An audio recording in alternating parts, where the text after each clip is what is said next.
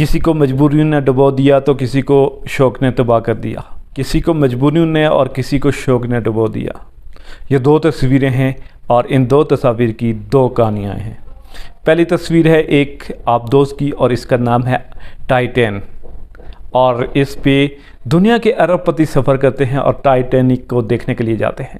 اس کے سفر کا کرایہ $2,50,000 ہے، اور اس آبدوز میں 2 پاکستانی بھی سفر کر رہے تھے اور ان کے نام تھے شہزادہ داؤد اور سلمان۔ یہ دونوں باپ بیٹا بھی تھے۔ ان کا شمار پاکستان کے ارب پتیوں میں ہوتا ہے، اور یہ اس سفر میں ٹائٹینک کو دیکھنے کے لیے جا رہے تھے، اور یہ بدقسمت ٹائٹین بھی حادثے کا شکار ہو گئی اور اس جگہ ہوئی جہاں پہ ٹائٹینک ڈوبا تھا۔ ٹائٹینک جہاز 1912 میں ڈوب گیا تھا، اور ٹائٹینک جہاز کے بنانے والے نے یہ دعویٰ کیا تھا کہ اس جہاز کو تو گارڈ بھی تباہ نہیں کر سکتا، یعنی کہ اس نے خدا کی خدائی کو چیلنج کیا تھا۔ لیکن ٹائٹینک اپنے پہلے ہی سفر میں تباہی سے دوچار ہوا اور آئس برگ سے ٹکرانے کے بعد ڈوب گیا۔ آئس برگ ایک ایسا برف کا پہاڑ ہوتا ہے جو کہ جتنا وہ اوپر ہوتا ہے اس سے 100 گنا وہ نیچے ہوتا ہے۔ آئس برگ سے ٹکرا کر ٹائٹینک 1912 میں ڈوب گیا۔ اس حادثے میں تقریباً 1500 کے لگ بھگ لوگ موت کا شکار ہوئے۔ ٹائٹین کے ساتھ بھی کچھ ایسا ہی ہوا۔ اس چھوٹی آبدوز پر 5 آدمی ٹائٹینک کو دیکھنے کے لیے جا رہے تھے، یعنی کہ وہ ایک اپنے شوق کی تکمیل کے لیے ایک ایسے سفر پر روانہ ہوئے تھے جو کہ سمندر کے نیچے تھا، اور یہ خطرات سے بھرا ہوا سفر تھا۔ اس سفر پہ روانہ ہونے والے سے ایک ایگریمنٹ بھی سائن کروایا جاتا ہے، جس میں یہ بھی کہا جاتا ہے کہ وہ کمپنی کسی بھی طرح کی موت یا پھر حادثے کی ذمہ دار نہیں ہوگی، اور اس ایگریمنٹ کے پہلے صفحے پہ 3 دفعہ موت کا ذکر ہوتا ہے۔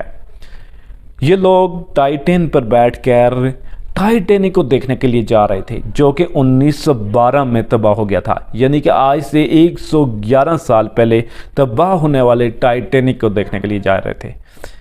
لیکن جب یہ سمندر میں اترے تو 2 گھنٹے کے اندر منقطع ہو گیا۔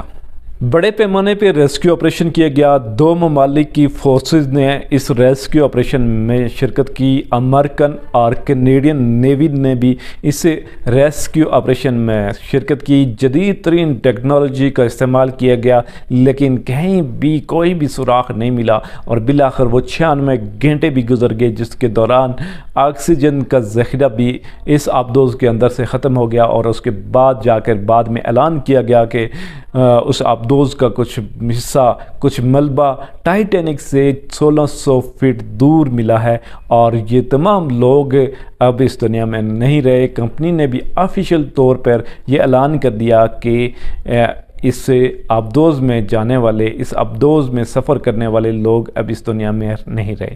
جبکہ دوسری تصویر ہے ایک کشتی کی۔ یہ بدقسمت کشتی لیبیا سے چلی تھی، اس کی منزل تھی اٹلی، لیکن یہ اٹلی پہنچنے سے پہلے ہی یونان کے سمندر میں ڈوب گئی، اور اس میں تقریباً 800 کے لگ بھگ لوگ سوار تھے۔ یہ لوگ معاشی تارکین وطن تھے، اپنے ملک سے بھاگ رہے تھے، غربت، افلاس اور بے روزگاری سے بھاگ رہے تھے، اپنے مستقبل کو سنوارنے کے لیے کسی بہتر ملک کی تلاش میں تھے۔ لیکن یہ بدقسمت لوگ سمندر کی خوفناک لہروں کی نظر ہو گئے۔ ان 800 لوگوں میں سے صرف 104 لوگوں کو بچایا جا سکا۔ 310 پاکستانی بتائے جاتے ہیں اس کشتی میں سوار تھے، لیکن ان میں سے صرف 12 کو بچایا جا سکا۔ ان میں سے 2 بھی پاکستان کے زیر انتظام جموں کشمیر کے نوجوان تھے، اور ضلع کوٹلی سے ایک ہی گاؤں کے 28 لوگ اس کشتی میں سوار تھے، اور ان 28 میں سے 12 لوگ ایسے تھے جو کہ اپنے قریبی رشتہ دار تھے، جو کہ اس بدقسمت کشتی میں سفر کر رہے تھے۔ یہ اپنے ملک سے جلا وطن ہو رہے تھے۔ یہ غیر قانونی تارکین وطن تھے جن کی منزل اٹلی تھی۔ اس بدقسمت کشتی کے سوار بدقسمت لوگ معاشی حالات سے تنگ ہو کر اپنے مستقبل کو سنوارنے کے لیے اپنے دیش کو خیر آباد کر کر ایک بہتر ملک کی تلاش میں تھے، اپنے مستقبل کو سنوارنے کے چکر میں تھے۔ اس کشتی میں خواتین، بچے بھی تھے۔ یہ دو تصویریں تھیں اور دو کہانیاں تھیں۔ ایک طرف ارب پتی سفر کر رہے تھے اور جبکہ دوسری طرف غریب، لاچار اور بے بس لوگ تھے، غربت، افلاس اور بے روزگاری سے تنگ ہو کر سفر کر رہے تھے۔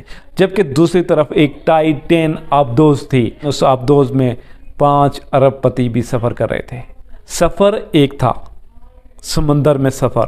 ایک طرف شوق سے سفر تھا جبکہ دوسری طرف مجبوری سے۔